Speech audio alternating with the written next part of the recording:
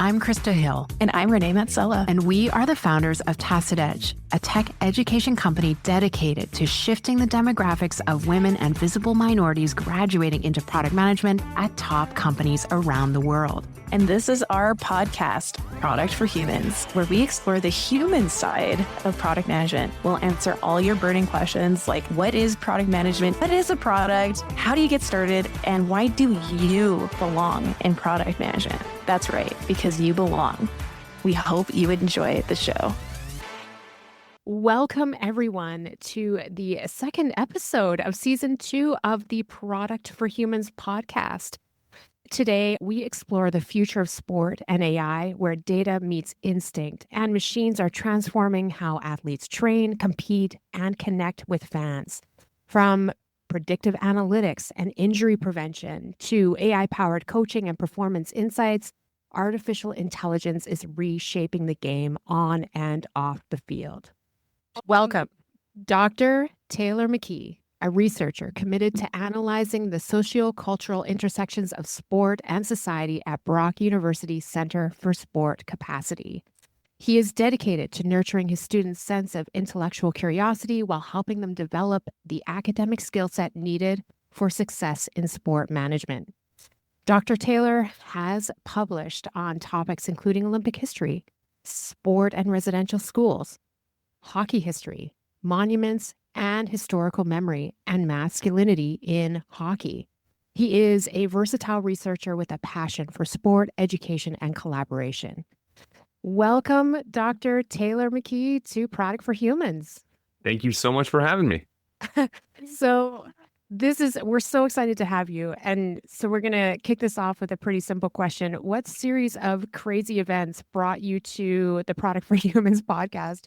A lot of good fortune. A lot of good fortune is what brought me here. I started my journey. My first sort of exposure with sport was writing for a student newspaper in the University of Calgary's paper called The Gauntlet. Then I started realizing that my traditional academic journey, which was centered around political philosophy and studying existentialism in post-World War II France, I really loved sport my whole life. I didn't realize you could use that as a sort of an academic subject. My master's degree started off in that journey through French history. And then I started realizing that sport as a topic is something worthy of serious academic inquiry. And then from there, I did my master's out in Victoria, did my PhD at Western, and at Western, I was fortunate enough to work with Janice Forsyth, who's been such an amazing sort of influence in my life. And I've taught in history departments, kinesiology departments, and this journey brought me to really what is the mecca for serious sport inquiry in this country, and that's Brock University in the Niagara region of Ontario. And once here, I managed to meet Julie Stevens, who has the Center for Sport Capacity. And then she introduced me to the various sport organizations that she worked with, and many of them are large and small provincial sport organizations, which we call PSOs or NSOs, national sport organizations. So the Center for Sport Capacity introduced me to a lot of sport organizations and then therefore also a lot of problems that they are running into, a lot of challenges. You meet a lot of people who are working so hard. They work hard day and night for something that they love. And that's what keeps people in the sport industry. But they have problems that are technologically related. And that's what sort of brought us together, was a desire to help fix some of the problems that sport organizations have, using the technologies of the present and hopefully of the future as well. And that's why I'm here talking to two people who fire me up every time we get a chance to meet and make me so excited to try and tackle these problems even more. And it's such a delight when I get to introduce the both of you to anyone from the sport world, because of your passion, insight, and vigor are such a gift to the sport community. Otherwise known as our zestiness for Christa did a values test, and zestiness is one of her. But vigor also, that also tracks, wasn't it? Or was that international? Oh, I think it's international. I think it's ubiquitous. I have to look into it. Somebody fact check us. So even further to that, Taylor, you've known Renee for years. Because this is how we all came together. This is one of the most beautiful things that I love about tech. It is about who you've met your entire life, and then technology, somehow you find a way back to each other. How do you guys know each other? Share with our listeners. Me and Renee know each other from a long time ago, from my earliest school memories at Monsignor Anderson Elementary School in Northwest Calgary. And me and Renee have played music together in bands, and we have a long sort of history. Now, again, Renee's always lived this extremely interesting life that I'm sure she's explained in previous episodes, and she explains every time we have a webinar. And it's the sort of knowledge of Renee was out there in Germany, out there just crushing the world. And I was like, Renee, this is amazing. What is it that you do? And now at this point, I am with the Center for Sport Capacity and was learning Renee's career path. And I'm like, oh my goodness, I mean, this could really help sport organizations. And again, this was only about a year and a half ago, Renee, that we really connected on a professional level in this way. And I can't, again, every single time we talk, I think of it something new that can be used to access your skill set and your training services for sport. And so I think this is just the early stages still of our sort of working relationship. What is it that you do? How in the world, how did you make this jump? You're working at Benevolent, and now you've got your own company. So was this sort of, I'm sure you're all familiar with that sort of LinkedIn curiosity where you're like, what is it that you do now? And then that was the sort of what stemmed it. It was like, wow, Renee, what is this amazing business? I think it's the same for you, Taylor. Like the LinkedIn curiosity, I just saw you publishing these incredibly thoughtful papers and research on sport, like your paper around Hockey Canada and the controversy and the concept of masculinity in sports and how we can become more ethical and more responsible within sports, playing bands together. Been a huge fan of Taylor's.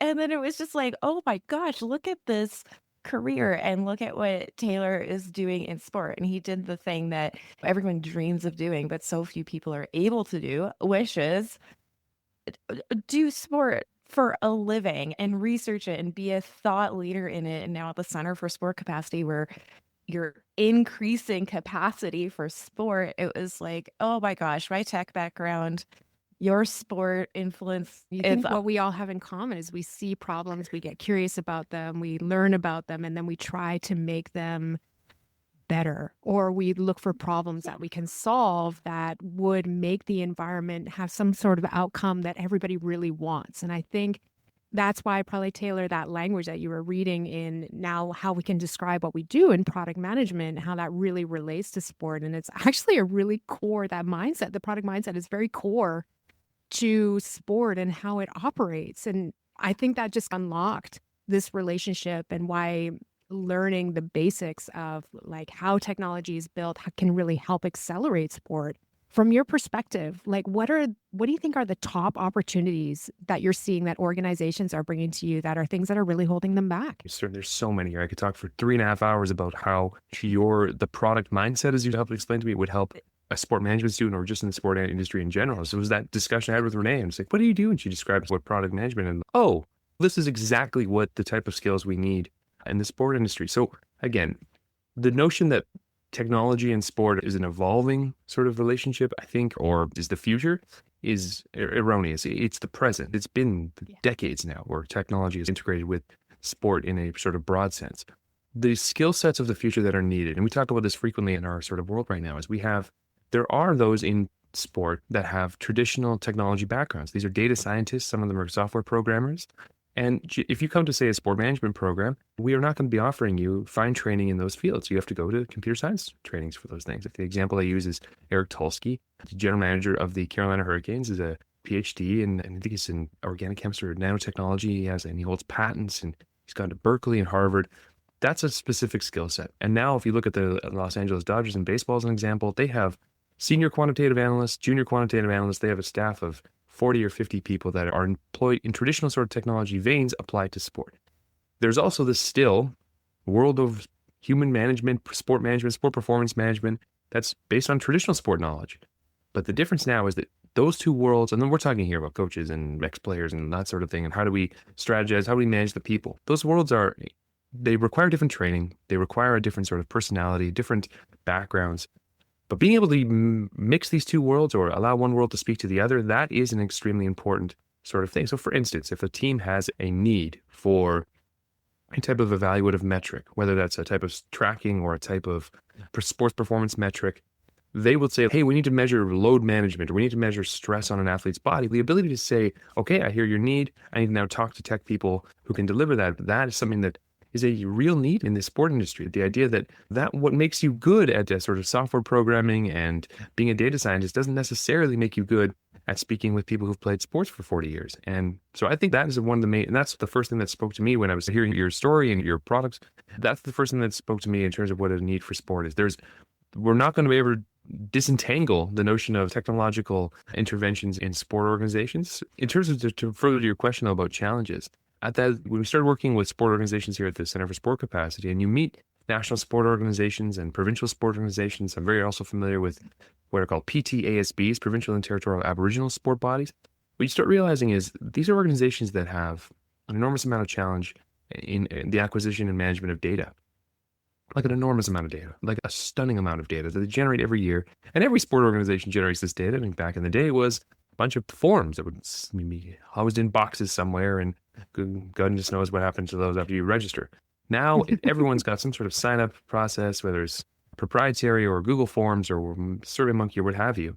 And then this data, some of which, as me and Christa, we've spoken about frequently, some of which is incredibly sensitive, some of which is incredibly confidential, and almost always has to do with the information regarding minors. It has to be managed by sport organizations that are not really set up to manage the swaths of data that they have, over and above the fact that wouldn't it be nice if they could use the data that they do have just better serve the people that they are spending all of their time trying to serve? Wouldn't it be great if they could use this information to make the product better, to make the sport delivery system better, to make sports safer? As Christa, we've spoken about this frequently, about the absolutely cavernous need for safe sport interventions throughout every single sport in this country. In terms of the needs there's the sport performance side, certainly, where there's a need for, if you want to work in professional sports, for instance, the ability to speak to people who have a traditional technology background and work with them and make products that will actually work on the sort of field of play. And then the other side of the sort of NSOs and PSOs, how do we ensure the data that's generated is kept well and kept confidential and optimized at some point? So those are two most important, as I see them right now, for sport organizations, large and small. And it's in the news right now, right? Power School, a software application used, very popular through COVID to support the school system in managing students and the student experience, right? Huge data breach. And they've been paying ransoms and it's not working, right? The problem's not going away. And I think the place we are in the world right now is that you can't kick that can down the road thinking that if you have a software app, we made the huge leap, right? So from zero to using, say, Power School probably was a very large leap for that organization, not unlike a sporting organization that thinks, okay, but Christa, I got an online system where people can register. Isn't that the answer? And the answer now is not anymore. You also need an additional support system in there to make sure that this data is safe, and you may not be able to trust just that one piece of software or that company that you've hired to solve for your registration. Narrow the road just to registration data, because we know involvement in sport, step one is always registering, right? So if we just focus there for a second and we talk about you just registering to get started, that data, date of birth, personal information, personal email, address at home, potential health information, social, like information about your Alberta healthcare number, just in case of an emergency, your emergency contact, like everything that you need for a basic credit application is on that registration form. And the world has progressed to which bad actors have accelerated faster than good actors. And so I think you're right, Taylor. The number one threat that folks should be aware of in industry is just that the bad actors are accelerating, and the tools that you thought solved the problem in the past are actually not going to be part of the playbook in the future. It needs to evolve. And certainly, you mentioned the notion of what do we do with all this information that's being generated every year. It is truly staggering. So the move to digital, you're absolutely right. I can think of one NSO that I've worked with recently through my teaching experience that's a national sport organization that's one of the big four sports for our country. And they this is 2023, moved fully digital for the registration process. Wow. A lot of their fears were around what we're saying there. Okay, great, now we have it. The thing is about digital registration is now it's there. It's become this enormous savings for them because they can keep all the registration online, but it's also now an enormous vulnerability. Liability, yeah. All NSOs are like this, including Hockey Canada, still understaffed. They're all running on shoestring budgets.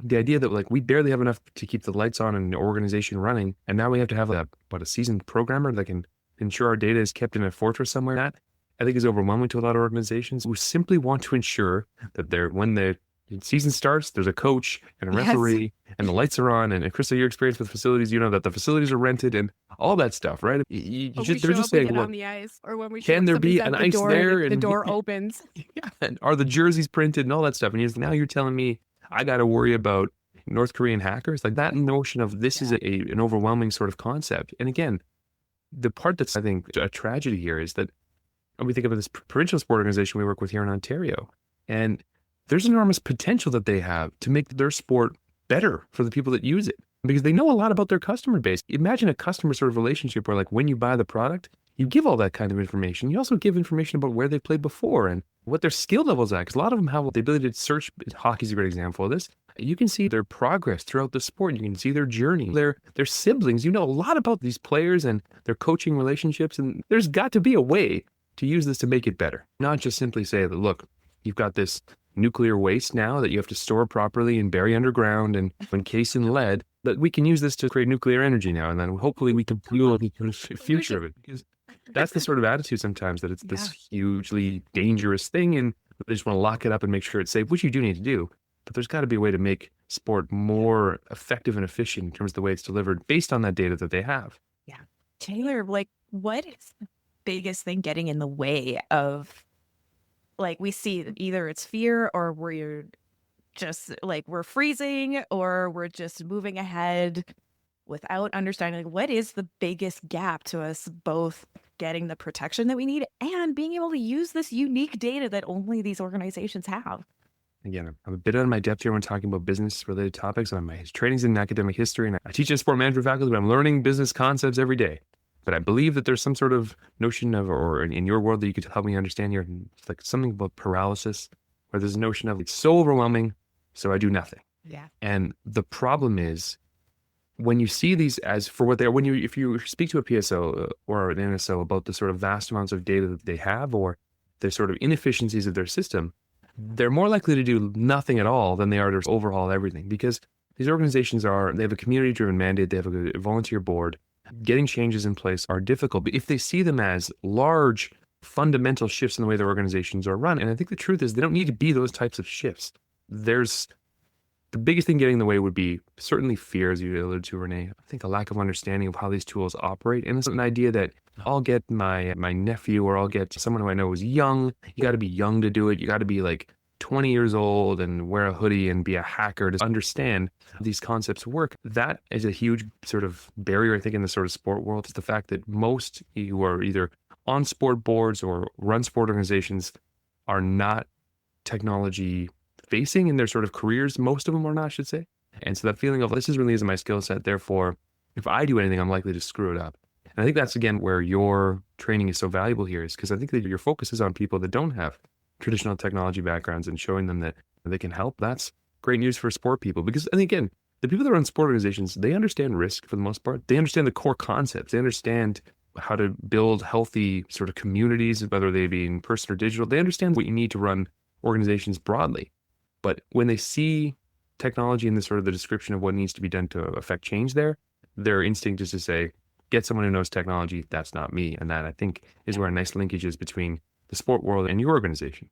And I think, too, when you think about the volunteer structure, as you're talking, Taylor, I'm thinking about every volunteer board I've ever served on for every sport that either I've been involved with or my kid. You think about the concept of like data security. And if we were to take that problem into the workplace, we have a team for that, right? So you have a whole room full of those people that their only experience with that is, we have a team for that.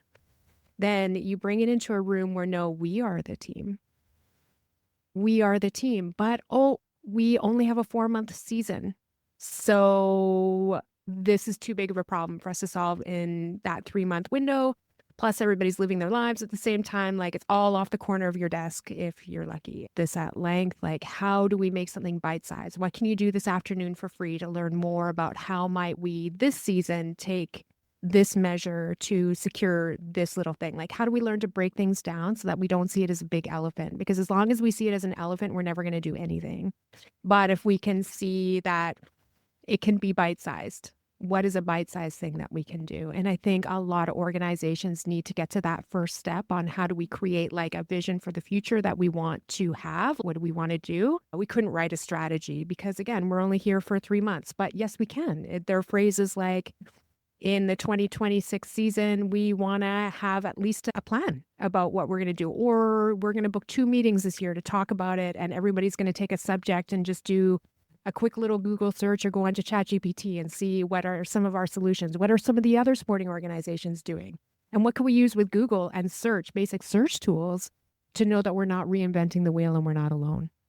And other people have solved this problem, and how might we solve it in small ways, medium-sized ways, and large-sized ways?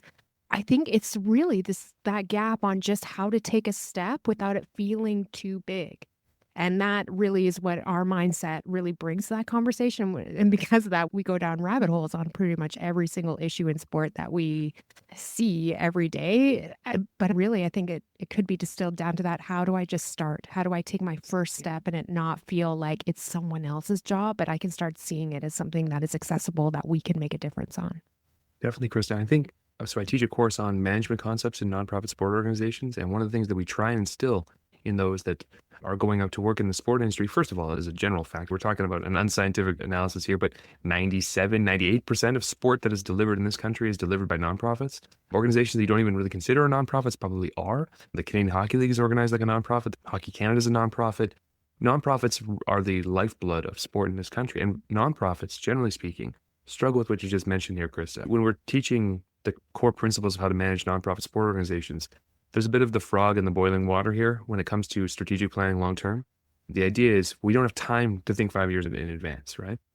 That is unfortunately a reality. It's just as important as keeping the lights on. Having a strategic vision for your Softball Ontario, for your Kitchener Minor Baseball Association, having a 5-year plan. Without those things, even having a useful sport experience one season to the next, you're essentially building up something that is doomed to wander off course. So it's crucial that we help organizations long-term strategic plan and hopefully be able to manage. But the idea that we don't have anyone on staff that can handle the sort of technological problems of our organization, or we'd like to integrate AI into our sort of system, but we got to do all this other stuff. Understanding that you don't need to hire if you're someone inside of sport organizations, you can develop that capacity within yourself, which is another reason I think the Center for Sport Capacity at Brock here has such a nice partnership with you, because it's about developing capacity from within. When you're talking about driven, smart, hardworking people at all age groups here, we got senior citizens, we have students who are not even graduated yet that are on boards, that are developing skill sets, hopefully, to help manage these organizations into the future. And the other thing that's really unique about the volunteer board structure that you alluded to, Christa, and sport specifically, as you've been through in your sport experiences, that you're not at these organizations forever, for the most part. The 40, 50 year-long career in one sport organization basically doesn't exist. You're there for a little bit of time. These nonprofits understand that they only have their employees or their staff members or their volunteers for a short amount of time. So if you work with a PSO or an NSO and developing a specific skill set, let's say it's technology-based, you're going to move to other sport organizations. You're going to move to other jobs. This is capacity you're building within yourself. A lot of nonprofits have that sort of mandate when they do have staff members, of mentorship, of developing capacity within them. But they, frankly, barely have time to just make sure they have the login information correct before they throw them into the deep end. So if you're able to have this long-term vision, or even a short to medium-term vision alongside the day-to-day concerns, I think the technology and sort of product journey that you're describing here for some of these employees and board members can help them plan long-term while also worrying about the short-term without having to do a strategic review or some of the very formal ways in which we've understood how to long-term plan in businesses and sport organizations previously. Amazing. We've talked a lot about challenges. Now I want to spin us towards one of my favorite subjects, which is problem-tunities. What is, from your perspective, once we can get over that hurdle of showing folks how accessible it is to break something down and just create a strategy, because technology can only be created when we know what good looks like, right? So think of your organization. If you're able to paint good, what is the potential? Let's talk there's the professional sport world. Let's talk about the professional sport world for a second first, which is the vast majority of the career ambitions of the people that I teach on a daily basis. The opportunities for sport and technology is that sport is this amazing laboratory, right? Let's talk about a sport like baseball as an example. I love baseball. There's no activity really in the world that I can think of where you fail at more with more regularity and with more the sort of routine nature of failure, how it was operationalizes failure. You fail over and over and over again. You fail publicly, you fail privately. It's a grind, it's a struggle. Professional baseball, it's 162 games a year. It is a lot of failure. And understanding and mitigating the effects of failure, that's the baseball journey in a nutshell. It's another reason that baseball is such a wonderful partner to the data world, is that they understand the statistical basis for lessening the effects of certain kinds of failure, optimizing results. It's beautiful, it's wonderful. But the professional sport world is this wonderful laboratory for new ideas. again, it reminds me a little of like the space program in the 60s, how the space program became this amazing catalyst for technological innovation because they had to get to the moon. They had to do a whole bunch of stuff that's never been done before. Now, a lot of this stuff from a proprietary point of view is done behind closed doors in sport organizations, but it reminds me a lot of the way that some of these organizations have run their businesses, with AI being an example of this in the present. Daryl Morey recently just discussed ways in which he uses AI in the optimization of his basketball team right now in a way that he shared in a recent interview at Sloan. And I couldn't believe the ways in which he was using LLMs that are different from the way we imagine ChatGPT in our own daily lives. Because I think, again, we can speak to the present where ChatGPT has arrived and is essentially embedded itself in the student experience. Certainly, that's something that's not coming. It's not on the horizon. It is now. It's already here, yeah. It's here in It's the here. side mirrors. You know what I mean? It's here, and we're moving on to new things even with ChatGPT in the passenger seat. That's a huge on the professional side of things. That there's an enormous ability for innovation and change and embracing failure, because failure is a part of sport. Right now, on the NSO side, businesses, as I understand them, a lot of the challenges in acquiring customers and growing their products are knowledge of their customer base, are understanding who they're selling to, are understanding, trying to get a sense of who would buy their product, and when they do buy, what types of habits. The beauty and the opportunity here for sports, you're not selling them necessarily things, but you are providing them services. And I think about this with the healthcare industry or any of these other things, the amount of information that sports organizations have about the sport experiences and the personal lives in a sort of positive and negative sense of their athletes. It presents an enormous opportunity for them to ensure that sport is safer and more effective as it's being developed. For instance, we have enormous challenges as they relate to safe sport. We've alluded to this, Christa, before, where, and by safe sport, just generally speaking, I don't mean necessarily safety equipment, the ability to play sport free of bullying, harassment, and maltreatment. And the ability to understand where athletes are coming from, or if there are problems as it relates to, say, hazing or coaching issues, things like that. If when your sport organization, especially the larger, runs into these issues, because they are an inevitability in the sort of sport industry, you can use the information at your disposal to try and learn and understand how that incident maybe have occurred, or maybe had spread, or maybe what are the conditions that has presented themselves to create this issue in the first place. Presently, in the safe sport world, it's seen as a problem that needs to be used. Technology needs to be used as an intervention here, whereas we receive. But in order for that to happen, Taylor, we need to talk about it and acknowledge that it's happening. Yeah. Exactly. So I Yeah. think this is the huge barrier on the way to us solving for this opportunity, is that we need to agree that we share when that happens. And I think we're climbing that hill right now. You see it on the news, it's happening. There is more awareness. So how might we now think about our individual seats in our various organizations? Because like you said, it's not an if, it's a when. Yeah. How do we go past to seeing like collecting data around registrations and start aggregating data around things that happen, the details of the behavior, the frequency, the environment that it occurred in? Because we can't do anything predictive to help give advice to an organization on what to avoid unless we can document the conditions to which there are patterns when it occurs. And I think this is a huge opportunity for data. You want to talk about collecting something that is valuable for the advancement of safety of minors in sport. It starts here in acknowledging the problem and documenting the problem. Absolutely. Stunning how often the problem, some of these horrific circumstances, for one of them reminds me of a situation that occurred with Diving Canada out in BC. And coaches were relocated across the country, similar to the way that priests are shuffled around in various parishes. And then the reason that coaches are put in a position of where they can still coach and handle vulnerable athletes is because there was no communication between sport organizations across the country. So basic stuff you could have fixed with a pen and paper back in the 1970s.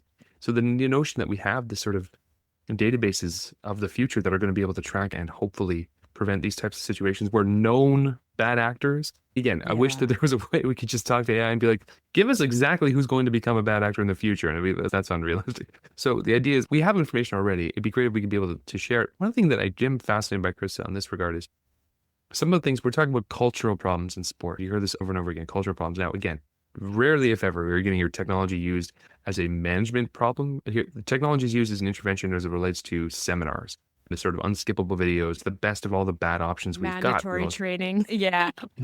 And how to be a good parent even in the stands. Like what's okay and what's not okay. Like you had to, like, how did we get to that point where that we needed to make that more obvious to parents, how to be a good the solutions, human. Christa, are just like more and more of these seminars. Look, I mean, I have full disclosure. Training. Yeah, the training we just need to keep loading more and more training on this. We spoke to someone who runs a nonprofit here in Niagara who was mentioning what it's like to be a coach right now. And it's, I got to coach, I got to volunteer, I got to take 17 hours of unskippable videos. This is really not sustainable because most of the solutions from the academic side are like more training, more education. And look, for the most part, yes, we need training and resources, no question. But the question I have about Christa, when it relates to culture, one of the biggest problems in Canadian sport, let's just say what we mean here, and sometimes when we're saying cultural problems, we say hockey. Let's talk about hockey for a second.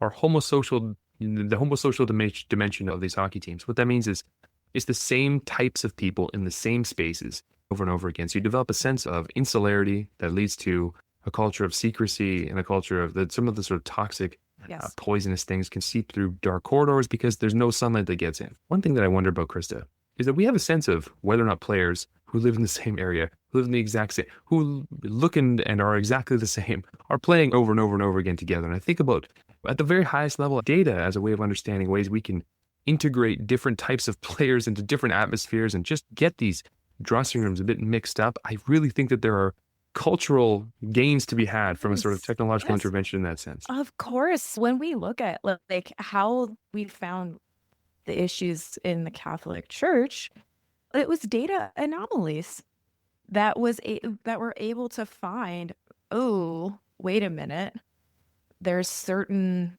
people being passed through certain things. This is one of the best things that AI and technology can do, is find anomaly. And then also we can train data to become more diverse. Are we finding the same thing happening over and over, or are we finding anomalies happening over and over?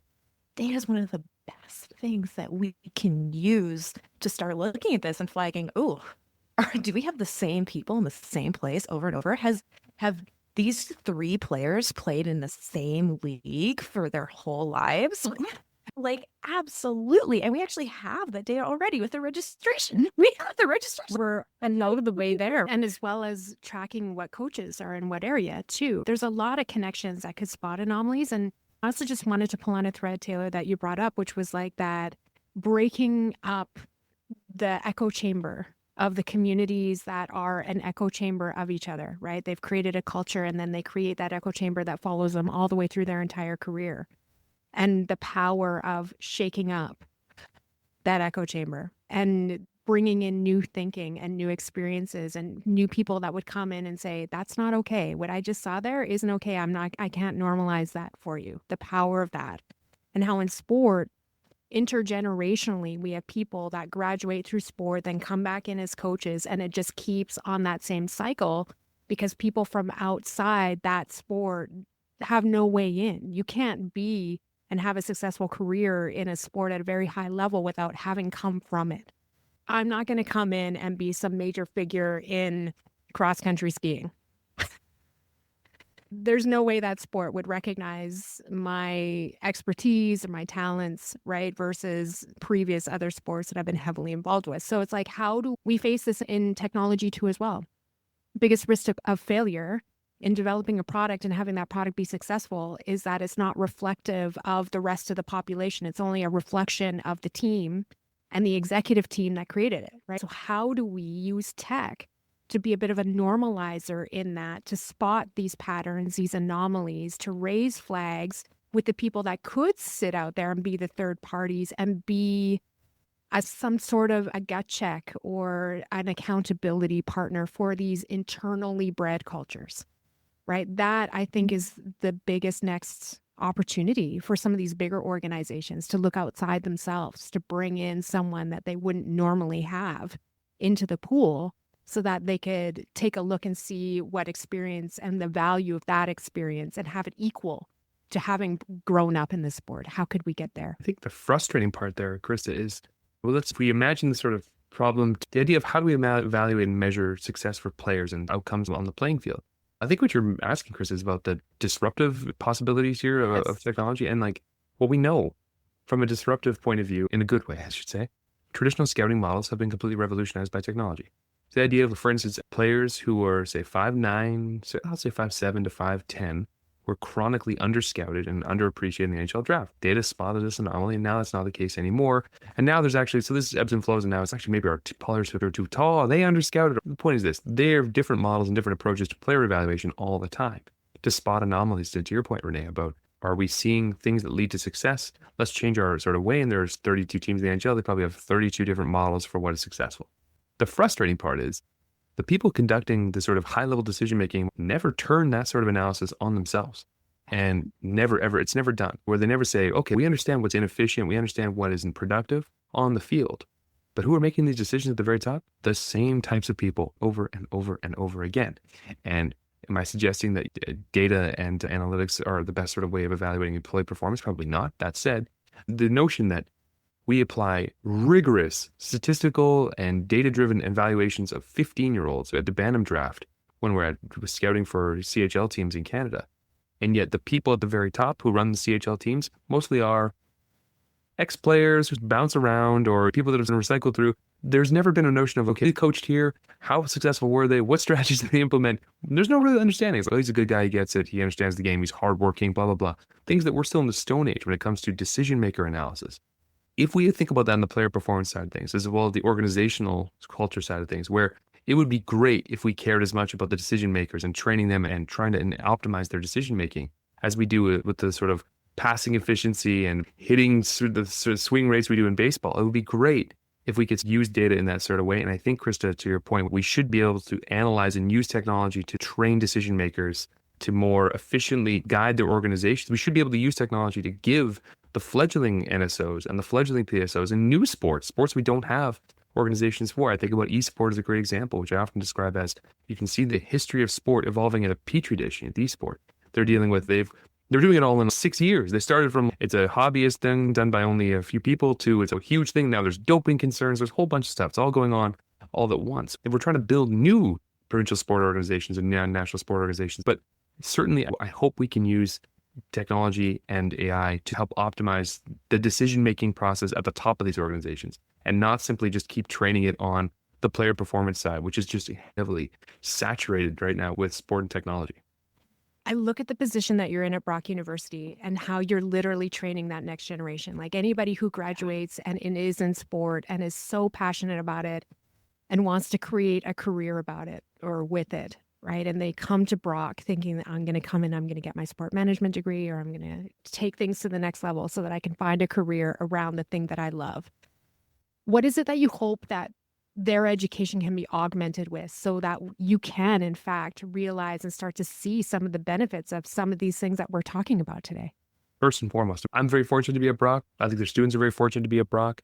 There are many places where you can study sport in sort of small ways, but the corridors of sport power at Brock are amazing because there is such a holistic view of sport education at Brock. And it's not just, this is not an ad for recruitment, but you have people, you have sociologists, you have finance people, you have analytics people. They're all there for one issue. Look, my personal sort of ambitions are to ensure that our graduates have a wider view of what sport is and a more diverse appetite in terms of the way in which they want to consume their sporting lives and how they want to devote their energy. My biggest fears for Brock sport graduates is that they settle for underemployment for too long. They give of themselves to this large sort of sporting machine for 6-7 years of their young lives. You want to hope that you devote those years from 22 to 30 to causes that are meaningful and provide rewarding experiences. And if they are forced into bottlenecks of underemployment, that worries me. So hopefully, again, this is another thing that the product training process can be, is a way of diversifying their skill sets.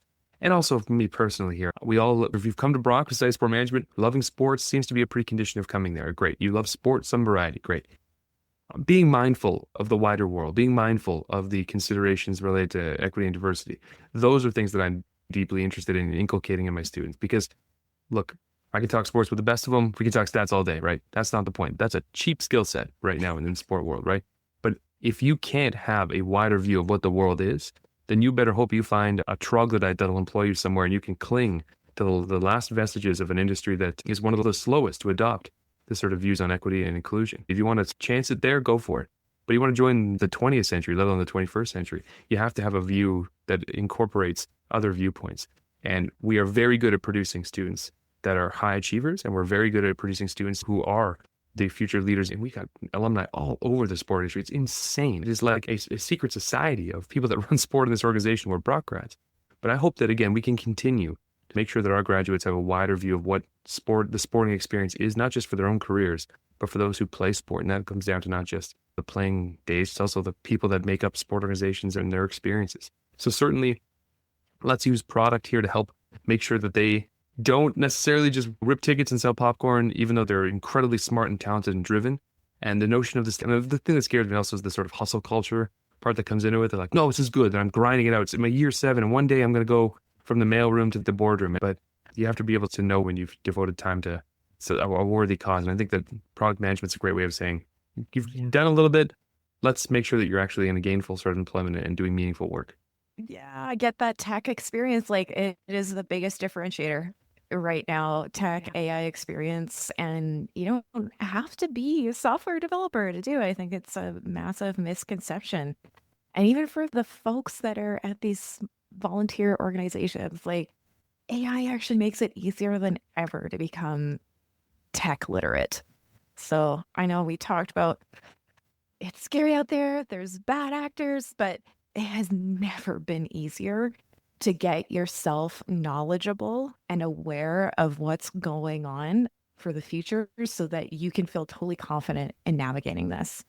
So I hope folks get on board, just believe in themselves. Because I think, like we said, the fear so gets in the way, but no. And the freezing. I'm freezing in time, hoping this problem goes away. Yet the clock still moves. Clock's still moving. Yeah. And I think what one of your students shared with us, like, oh, look at this list of product managers in sport. One of the most common roles you can apply for in the sporting world is product manager. Who knew? So, yeah, you don't need to be ripping tickets. Yeah. It's a great analogy. You don't need to be ripping tickets for, gosh, how much would that pay per hour versus making like 140 to 160K a year, developing a strategy for an organization that is moving into the future. Fantastic. The problem I've got with what you described here is like, they've given themselves to learning all these various things. They've spent all this money on education, on formal education. You owe it to yourself to do what Renee just mentioned there. You owe it to yourself to differentiate yourself. They're all looking, they'll take any opportunity they can. The unique thing about Brock here also is like the students here, when you have like volunteer opportunities, they fill up like that. It's crazy. They'll do anything it takes to give of themselves to differentiate themselves. It's because our program is highly competitive. I think to myself, like, maybe, and look, volunteering is an important part of this. Absolutely. And look, when I do independent studies, when I have graduate students, the first discussion I have with them is to be selfish in your designs right now. You have to be selfish. Like, we can fix the sport world. You can't do any of that if you can't pay rent. You can't do any of that if you can't support yourself. Look, you have to be selfish. And a selfish mindset when it comes to career orientation is important because, yes, we want people that can save the world. But again, you need them to be able to work fulfilling jobs and have jobs that can help them pay. The selfishness there is like, I want to make sports safer. I want to make sport more inclusive. Let's make sure that you're the one at the wheel. Let's make sure that you're the one as a decision maker. When you have resources and choice, the difference you can make in this world has a ripple effect that is unbelievable. That's just not the story we've grown up with in sport. We grew up with a story that was complete self-sacrifice. Sacrifice your body, your mind, your time, your family, everything in this world that you have to give up to achieve the number one goal of being in the top 0.01% of the population that makes it. And so that mindset in education, if you're a student and you're thinking to yourself, gosh, I love this career, but I grew up in sport and I have that mindset where that complete self-sacrifice is part of your internal programming now. There's a beautiful thing about hiring an athlete because they have incredible work ethic. They are an amazing team player. There's so many beautiful things that come out of being a product of high performance sport. But the side that we don't talk about, and I can say this because I'm a recovering version of this, and Renee really helped me on this path, to be honest, was that concept of to make a difference in this world, I can be healthy. I can have a good paying job. I can have good relationships. I can be a good human. I can look after myself. And then when I do that, then I can re-look at the landscape of all the societal issues that I'm passionate about, that I want to go after. All three of us made that choice to do something in our careers, to go after something, but made sure that our basic needs were met first. And I think this is something we don't talk about in the classroom. But if we look at the education you need to find a great career in sport, the education you need to be a great volunteer in sport is the exact same education you need to accelerate your career in the workplace. They are exactly the same. So if you think about yourself and the evolution of what you need to adopt some basic skills in AI so you can capacity build, you can do that as an incredible volunteer and as a parent to your kid that's in sport right now. You can bring that skill set in. You can do it in any sport as an employee. These are life skills now we need as humans. And this is really the bottom line, is how we connect all these dots. But it starts with just that decision that you're going to start. You're going to do something more than nothing. You're going to get off the wall and you're just going to start. There's places where you can do that, and you can see they're popping up all over the place, and they can find a home with that thinking at Brock University. All of these little pockets of all these incredible humans that are looking at this and trying to show everybody the way. And again, I'm so grateful to have, access to these young minds. And I'm so grateful to have access to the ability to say, you have a future in sport. We know that because, again, the data suggests that if you're going to be a sport leader in this country, one of the best places to look is Brock University. But having access to the Tacit Edge and through the CSE and the ability to take this kind of training, again, they essentially owe it to themselves to at least to think this process through. What is the process going to be like when I'm out there in the industry, when I'm done with graduation?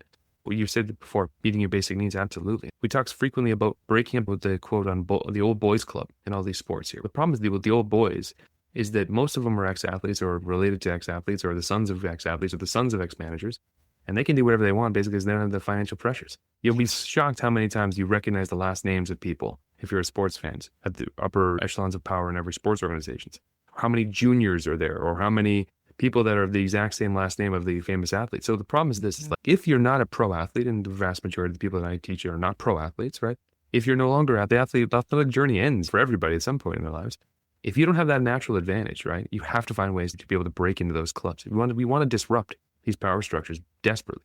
These types of trainings, yeah, sport management's a great way of getting through the door here. But okay, you're going to be able to meet people and network, absolutely.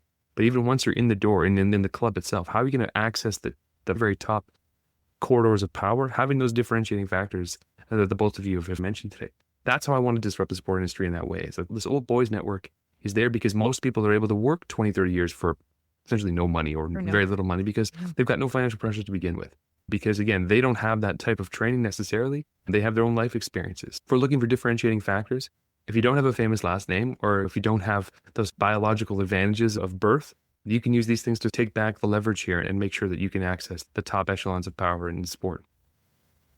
Amazing. Well, Taylor, thank you for this conversation. I'm so glad we could record. Like, we talk to you and like, we always say, oh my gosh, I wish that we could have recorded that and that we could welcome in the world to some of the big discussions we have with you and your teams about the future of sport. And just thank you. Thank you, Taylor, Honestly, for doing this with us. Such a pleasure meeting the both of you, and talking with you frequently is one of my greatest professional joys. And honestly, you both need to be very careful because you have an enormous capacity to lead. Because we leave our meetings and I'm like, I'm ready to run through a wall. I'm ready to go. I'll go to battle. I'm ready.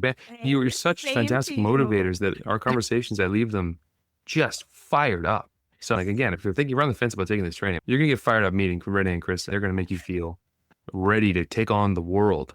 And that's not necessarily always the sort of feeling I get leaving meetings in my current role. So this has been an enormous pleasure to be able to speak to both of you at any time, especially right now. That is a high compliment. Thank you so much, Taylor. And if you want to find out more about how you can get in touch with Taylor or learn more about some of the initiatives that he has going on at Brock University, we are going to put a bunch of information in the description of this podcast. You can reach out and connect with Taylor and us with anything that you've heard about today. If you're a sport organization and any of that hit with you and you want a place to start, don't be shy. Reach out to us, reach out to Taylor. There are a lot of us that are very passionate about the not-for-profit sector and the fear about folks feeling like they're being left behind. We're here for it. We see you, as you can see, like we talk about this all the time in every sense. So you got a bird's eye view into that today. All of that information will be in the description. Taylor, thank you for joining us for this riveting conversation. And we'll see you at the next episode, everyone.